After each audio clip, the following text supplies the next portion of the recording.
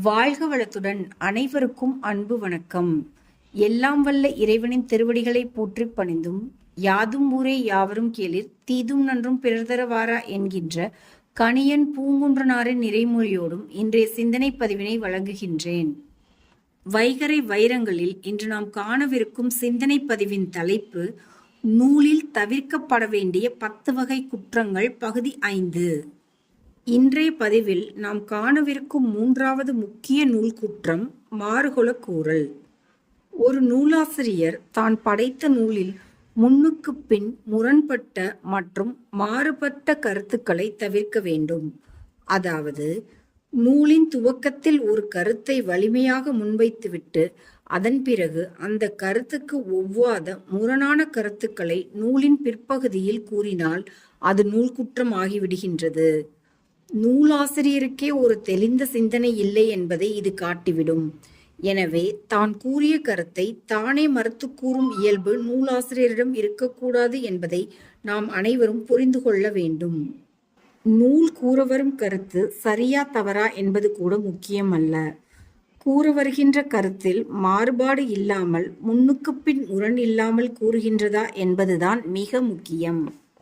முன்னுக்கு பின் முரணான மாறுபட்ட தகவல்களை நூலாசிரியன் கூறினால் அந்த நூலினை கற்பவர்கள் குழப்பம் அடைவதுடன் நூலாசிரியன் மீது உள்ள நம்பிக்கையும் இழந்து விடுவார்கள். இத்தகைய குற்றம் நிறைந்த நூல்கள் கற்பவர்களின் சந்தேகங்களை தெளிவுபடுத்துவதற்கு பதிலாக மிகுந்த குழப்பத்தை விளைவிக்கும். நீதிமன்றத்தில் ஒருவர் பிறழ் சாட்சியாகி விட்டார் என்று கூறுகின்றோம்.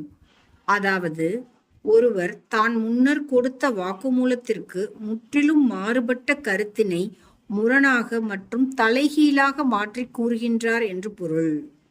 பிறழ் சாட்சிகள் கூறும் கருத்தின் அடிப்படையில் தீர்ப்பு வழங்கினால் அது உண்மையான தீர்ப்பாக இருக்காது என்பதும் உங்களுக்கு நன்கு தெரியும். எனவேதான் நீதி அரசர்கள் பிறழ் சாட்சியம் கருத்துக்களின் அடிப்படையில் தீர்ப்புகளை வழங்குவது இல்லை என்று கூறுகின்றோம். முன்னுக்கு பின் முரணான கருத்துக்களை மற்றும் முடிவுகளை கூறுவதுதான் சிறப்பு என்று இன்றைய திரையுலகம் கருதுவதால்தான் இன்று வெளிவரும் பல திரைப்படங்களில் இந்த யுக்தி மிகுதியாக கையாளப்படுகின்றது.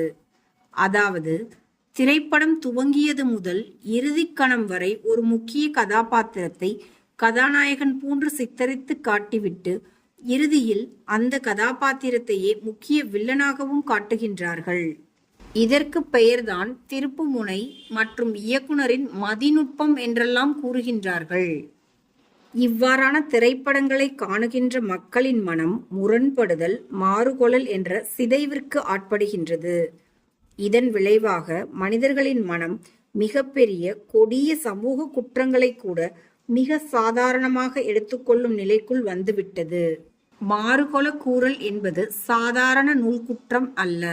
அது நம் மனத்தையே சிதைத்துவிடும் அபாயகரமான ஆயுதம் என்று கூறி இன்றைய நாள் பதிவினை நிறைவு செய்கின்றேன். எல்லா உயிர்களும் இன்புற்றிருக்க நினைப்பதுவே அல்லாமல் வேறொன்றறியேன் பராபரமே என்கின்ற தாயுமான சுவாமிகளின் நிறைமொழியோடு இன்றைய நாள் பதிவினை நிறைவு செய்கின்றேன். அனைவருக்கும் நன்றி, வணக்கம். வாழ்க வளத்துடன்.